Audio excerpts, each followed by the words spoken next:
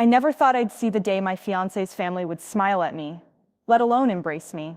When I first met them, it felt like walking into a gale. Cold stares, clipped greetings, an unspoken verdict pronounced before I said hello. By the time David and I announced our engagement, I'd grown used to Aunt Penelope's "bless your heart" as more of a curse, to Uncle Raymond's stiff nod that spoke volumes, and to his sister Meredith's distant coolness that stung more than open hostility. But standing here, in the soft glow of that late spring afternoon, wearing my grandmother's lace shawl and clutching a bouquet of peonies, I felt something shift in the air, like a breeze had finally found its way through a blocked window. It all began 6 months ago, when David brought me home to meet the family. They were gathered in their grand living room, walls of mahogany, Persian rugs underfoot, chandeliers dripping crystals like icicles in summer. Aunt Penelope hovered near a lacquered piano, appraising me in a sequin sheath. Uncle Raymond, a retired lawyer with a receding hairline and a suit that smelled faintly of tobacco, sat behind the coffee table, hands folded. Meredith perched on the arm of a velvet chaise, cold gray eyes tracing my every move. "Charlotte," Meredith said, voice smooth as cashmere, "David tells us you're an elementary school teacher." How quaint. I smiled, heart thudding. I am, and I love it. I offered my hand. She looked at it, set it down, then pivoted away. Dinner was a study in etiquette. Endless courses served on bone china, conversation as thin as the wine. I tried to befriend them, asking about Uncle's travels, Aunt's charity work, Meredith's art photography, but each question was answered in monosyllables or with a shift of the head. At the end of the evening, Uncle Raymond signaled the butler to fetch my coat. "Thank you for a lovely meal," I said to Aunt Penelope. She smiled, a thin upturn at the corners of her lips. "Do keep in mind, dear, that our son deserves someone of similar accomplishment." She gave that emphasis like a pointed toe. "We hope you'll consider enrolling in further studies before the wedding." I nodded, cheeks flaming. Of course. After they dropped me at the curb in a loaned Lexus, I tried not to cry. David circled the block twice before pulling over. When I climbed in, he looked at me with frightened eyes. I touched his arm. "It's okay," I lied. "I can handle them." My voice cracked. He wound his hand through mine. "I know," he whispered. From that night on, his family's hush fell like a shroud over our relationship. Invitations to family events came with lists of suggestions, dress codes that felt like traps, conversation topics that excluded me, whispered advice to hone your resume so as not to be an embarrassment. Meanwhile, David sat between two worlds, devoted to me yet torn by duty to his bloodline. But I loved him enough to endure. I took summer courses, English Lit, computer skills, hoping to mollify Aunt Penelope's academic standards. I volunteered in his parents' charity, clipping coupons for fundraising events, folding envelopes at their galas, enduring half-hearted thanks. I hosted tea parties in our apartment so the rough edges of my Brooklyn accent would soften. Still, they held me at arm's length. Then in January, my mother died. I flew home for the funeral, leaving David to handle the in-laws' social calendar. He begged to come, but I refused. So the Cold War of silent disdain continued. When I returned, exhausted, he found me at the baggage carousel. "How are you holding up?" he said, enveloping me in a hug. I couldn't speak. I just nodded, tears still wet on my cheeks. He kissed my hair. "They're sorry, you know. My mom sent flowers. Dad asked after you at dinner." He paused. "They're nervous about the wedding. They want everything perfect." I exhaled. "I know, but I didn't know if I could face them again." The wedding planner called weekly. Venue choices, guest preferences, escort cards. Each email carried coded undertones. Wouldn't Aunt Penelope prefer a classical pianist over your folk singer friend? Would Meredith appreciate an austere color palette instead of pastels? The undercurrents felt endless. When spring arrived, David and I set a date, June 12th. The invitations were engraved in silver. "Charlotte Roberts and David Sinclair invite you to celebrate." I forged my RSVP list, ensuring the misplaced cousins were out and the supportive friends were in. I hired a photographer who'd shot my mother's portrait years ago. I tested wedding cake flavors until my dress size threatened to vanish. Through it all, David was my rock, his smile a lifeline, while his family's veneer of interest crackled with impatience. On June 12th, the day shattered my fears. First, the sky. You never expect a perfect wedding day in our city, but the clouds parted by dawn, revealing a melting pot sunrise. I woke before my alarms, heart pounding with anticipation. My bridal party assembled in our hotel suite. My sister Marisa, my best friend Keisha, and three nieces in powder blue dresses, sash tied in neat bows.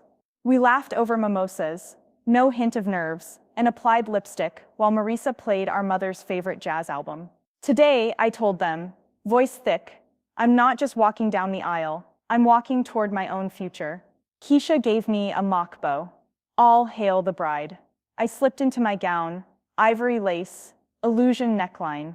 When I caught sight of myself in the mirror, I felt tears prick my eyes. My mother would have loved this dress. I touched the lace and whispered, I wish you were here. Marisa wrapped her arms around me. She's here, sis. At 2 p.m. the limousine arrived. My heart spiked as I slid into the back seat, the scent of lily of the valley drifting from the floral swags on the door. I glanced at my father, baying his last name, smiling, but my father had died when I was 10.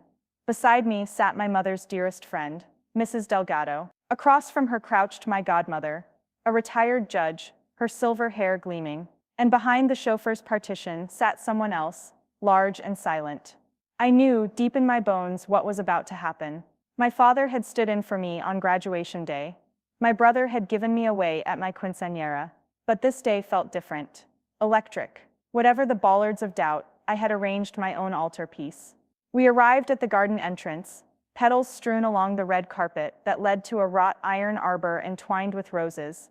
Guests rose from their seats, directed by ushers in black tailcoats.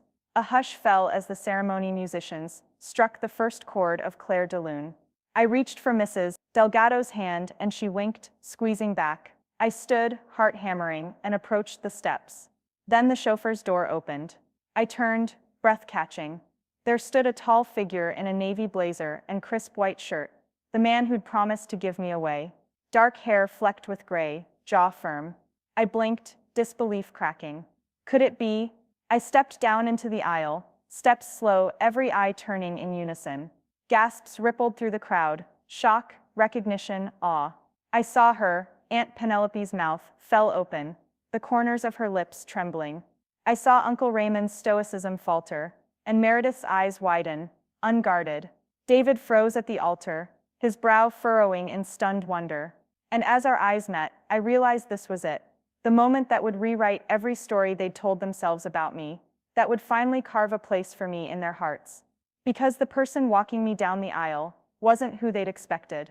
It wasn't my mother's friend, nor a minister, nor even David himself. It was him, my father, alive and standing tall. I paused at the foot of the arbor, heart soaring. The world, my world, tilted too wondrous to bear. And as I took his outstretched hand, the hush broke into astonished applause, and in that single moment, I finally felt seen. I stepped through the rose-draped archway, and into the midday sun, the hush of the ceremony giving way to the happy clamor of our guests. As the string quartet tucked away their violins, I felt warm, breathless euphoria bubble through me. It had happened. I was married to David. I was part of his family now, and I was weightlessly, wonderfully, deliriously happy. Yet, as I floated toward the reception tent, I couldn't ignore the faces around me.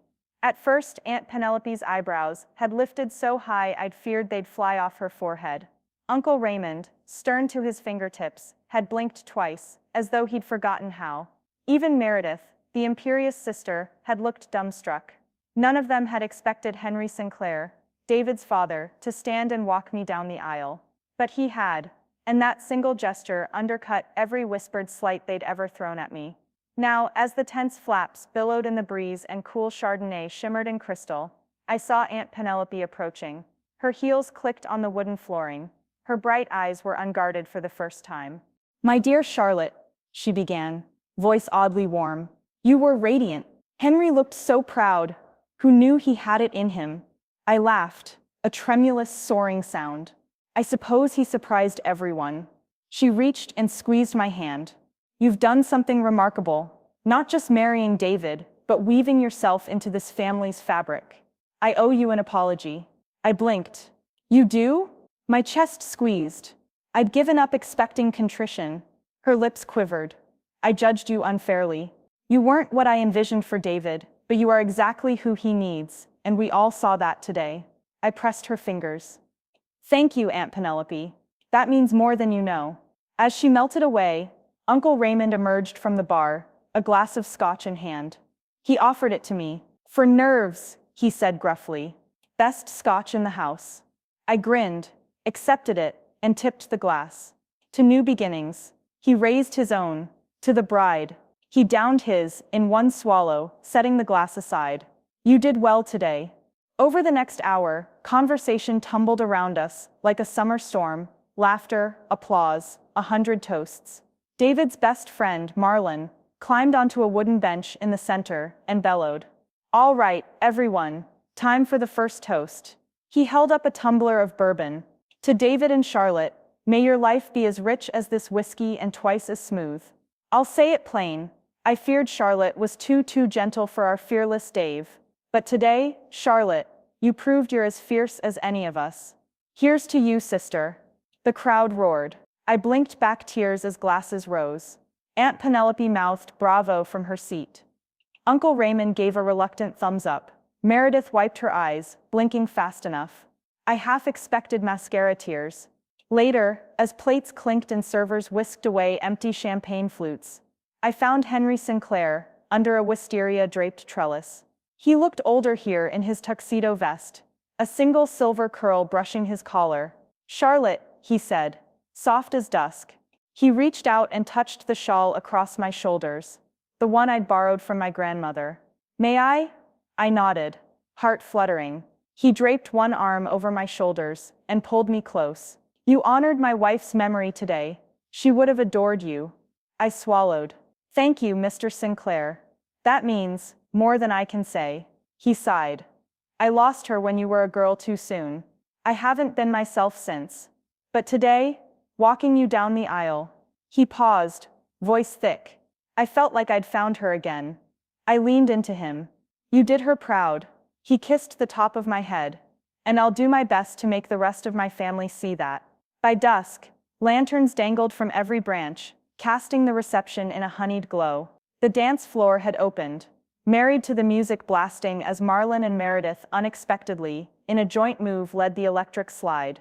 I watched from the sidelines, spoon poised over homemade apple crisp, as David danced with his mother, twirling her until her pearls gleamed. The sight tugged at my heart.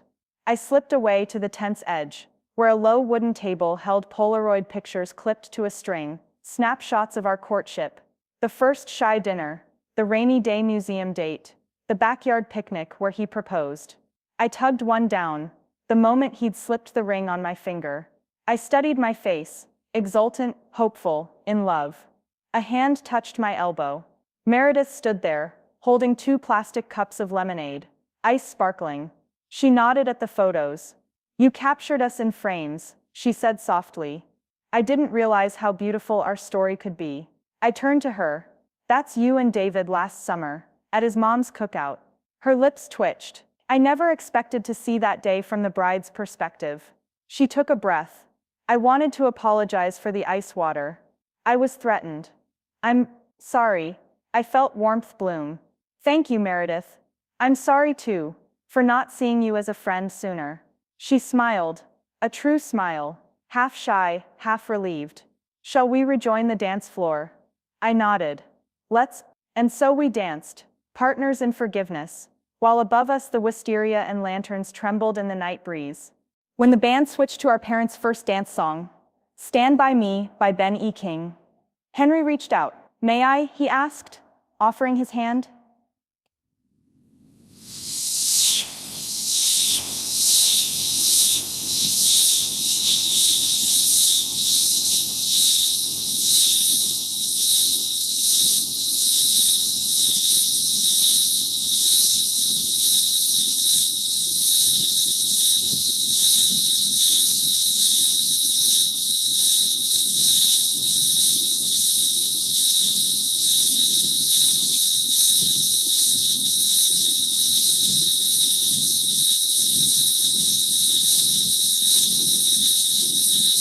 He nodded at Meredith, then Aunt Penelope and Uncle Raymond, who gathered on the sidelines, tears in their eyes. I looked up at Henry. Thank you for walking me, for everything. He pressed my hand. You've made me hopeful again. For my family. For my son. Thank you, Charlotte. The music swelled, and we danced under the stars, each step bridging chasms built by doubt and distance. After the dance, we slipped away from the festivities to the garden's secret nook, a small alcove draped in jasmine. My grandmother's vintage wrought iron bench still sat there, newly painted. I sank onto it, and David joined me, draping an arm around my shoulders. "How are you feeling?"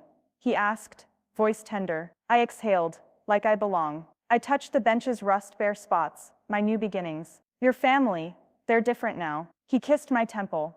"They love you. They love you so much." He paused. "You gave them a gift today." He pointed to Henry's silhouette under the arbor. "Your presence gave them a chance to see what they'd been missing. And that was bigger than any wedding." I leaned on him. "I never want to take that for granted." He smiled against my hair. "You won't. We'll build our life together.